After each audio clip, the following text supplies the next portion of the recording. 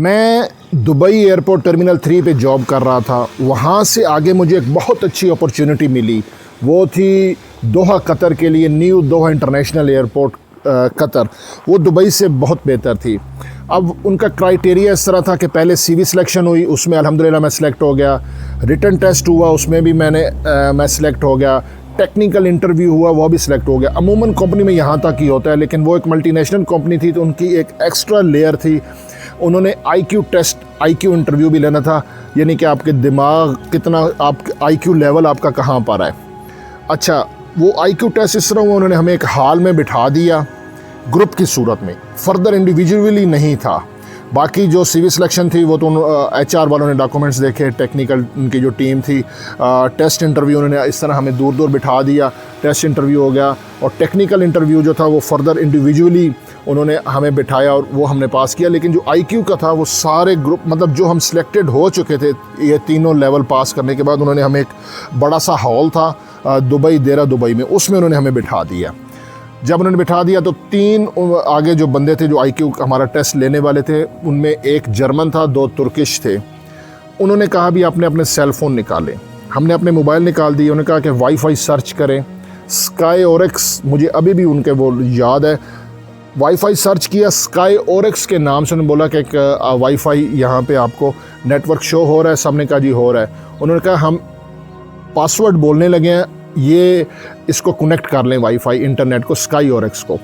अब यहाँ पे ना मैंने थोड़ा सा ना क्योंकि मैं पहले से अपने आप को प्रीपेयर करके गया था, मुझे पता था ये IQ टेस्ट है। अमूमन वो क्या पूछते हैं, ये आप लोगों के नॉलेज के लिए बता रहा हूँ, वो बिठाएंगे, कहेंगे हाँ भाई आपके सर पे बाल कितने हैं। बंदा कहेगा मुझे क्या पता। तो ऐसा नहीं करना। IQ टेस्ट में आप बोलो मेरे सर पे 3,05,04,20 बाल हैं। वो कहेंगे आपने गिने? उन्होंने बोला जी गिने हैं। वो बोलते हैं, उन्हें कहा आप गिन लें, अगर कम होगा तो बेशक मुझे आउट कर दें। तो मतलब अब बाल तो कोई नहीं गिनता। या वो अमूमन क्या करते हैं, कमरे में आपको बिठाएंगे, कहेंगे ये कमरा देखो, ये सीनरी पिक्चर लगी हुई है, सारा कुछ गौर से देखो। कमरा आप देखोगे, वो कहेंगे दरवाजे से बाहर जाके दोबारा आके अपनी सीट पे बैठ जाओ। वो बंदा बाहर जाता है, दोबारा बैठता है, वो कहेंगे हाँ भाई इसमें क्या चेंजिंग हुई है।